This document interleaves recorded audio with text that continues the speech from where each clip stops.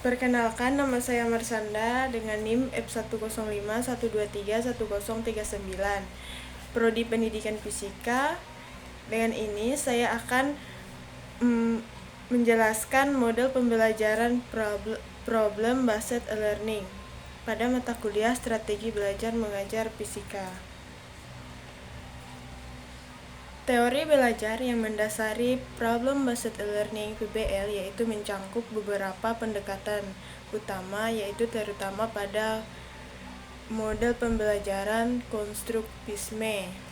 Konstruktisme adalah teori belajar yang menyatakan bahwa pengetahuan dibangun oleh siswa melalui pengalaman dan dalam interaksi dengan lingkungan mereka. Dalam PBL, siswa diharapkan untuk membangun pengetahuan baru dengan cara memecahkan masalah yang relevan dan kontekstual.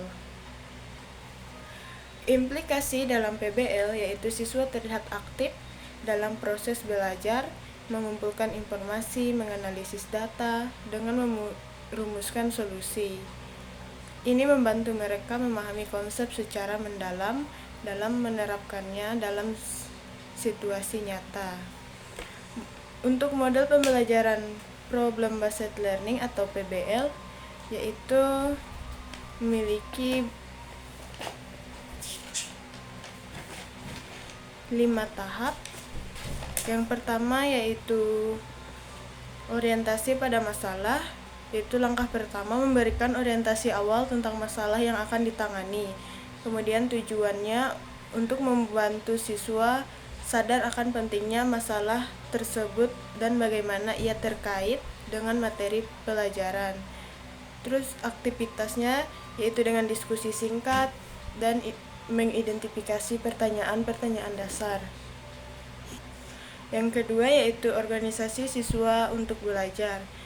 Nah, untuk langkah organisasi siswa ini yaitu mengorganisasikan siswa dalam kelompok-kelompok kecil untuk memecahkan masalah bersama-sama. Tujuannya meningkatkan keterlibatan dan kerjasama tim.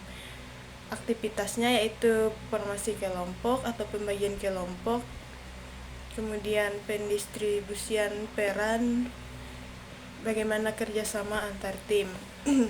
Kemudian yang ketiga yaitu investigasi mandiri dan kelompok.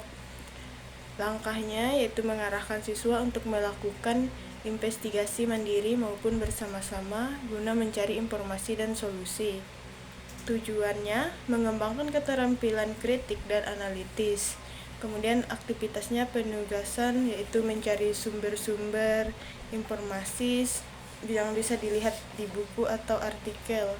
Bisa juga dilakukan dengan wawancara dan analisis data. Yang keempat yaitu pengembangan dan penyajian solusi, yaitu langkahnya mengembangkan dan menyajikan solusi yang telah ditentukan.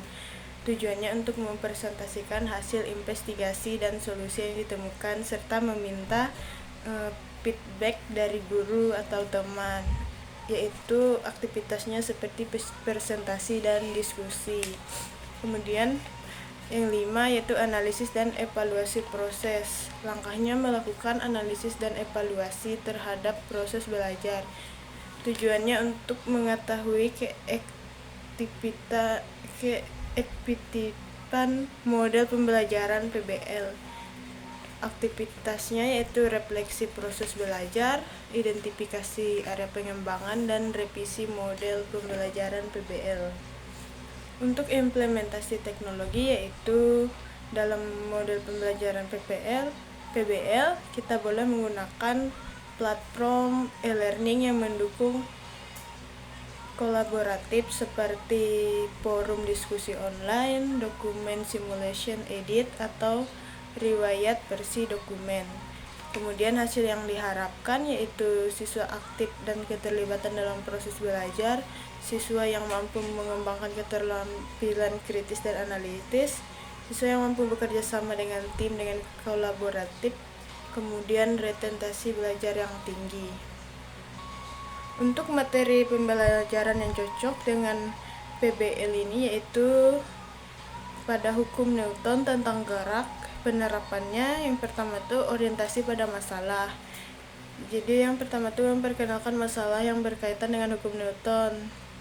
seperti mengapa mobil dapat berhenti dengan cepat saat rem diinjak. Kemudian tujuannya untuk membuat siswa menyadari pentingnya memahami gaya dan gerak dalam kehidupan sehari-hari. Kemudian untuk aktivitasnya yaitu diskusi dan mengajukan pertanyaan. Kemudian yang kedua, organisasi siswa untuk belajar, yaitu langkahnya mengorganisasikan siswa ke dalam kelompok kecil, yaitu membuat kelompok. Kemudian tujuannya untuk meningkatkan keterlibatan dan kerjasama antar kelompok.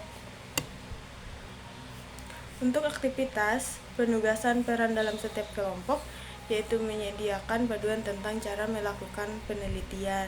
Kemudian yang ketiga, investigasi mandiri dan kelompok. Langkahnya, siswa melakukan penelitian hukum Newton, tujuannya mengembangkan keterampilan analisis dan pemecahan masalah, yaitu dengan aktivitas mencari informasi dari buku, internet, ataupun dari website yang lainnya. Kemudian bisa juga melakukan eksperimen sederhana. Yang keempat, mengembangkan dan penyajian solusi. Langkahnya, setiap kelompok mengembangkan presentasi tentang hasil penelitian mereka terkait hukum Newton.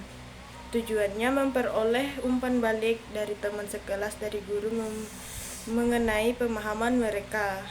Aktivitasnya seperti presentasi, diskusi di kelas. Kemudian yang kelima, analisis dan evaluasi proses. Langkahnya melakukan analisis setiap proses belajar. Tujuannya agar mengetahui efektivitas pembelajaran di dalam kelas. Kemudian aktivitasnya, siswa melakukan refleksi individu mengenai apa yang mereka pelajari. Kemudian diskusi kelas untuk mengidentifikasi dan kelemahan dalam pembelajaran. Kemudian implementasi teknologi, yaitu forum diskusi online untuk berbagai ide dan informasi, dokumen kolaboratif untuk mencatat hasil penelitian secara simulation, video eksperimen yang dapat diunggah oleh siswa. Kemudian hasil yang akan diharapkan yaitu siswa aktif terhadap proses belajar tentang hukum Newton, mampu mengembangkan keterampilan kritis dan analitis, berkolaborasi secara efektif, dan meningkatkan retensi belajar melalui pengalaman praktis dan relevan. Baik, sekian penjelasan dari saya. Terima kasih.